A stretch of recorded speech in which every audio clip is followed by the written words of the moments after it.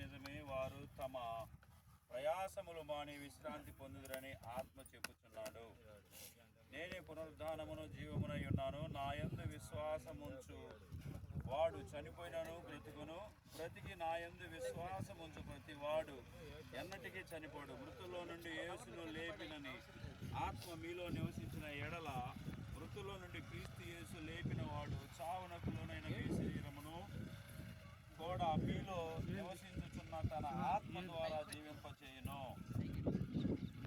కనుక మనందరం కూడా పిల్లరా మరణిస్తాము. కనుక మనము బ్రతికి ఉన్నప్పుడు యేసు ప్రభువుని తెలుసుకొని ఉంటే, మనం చనిపోయినా కానీ ఆయన మనకి పునరుద్ధానం అనేటువంటిది ఇస్తాడు, నిత్య జీవిస్తాడు. సజీవులమై ఉండి మేము మరణమునకు లోనై ఉన్నాము.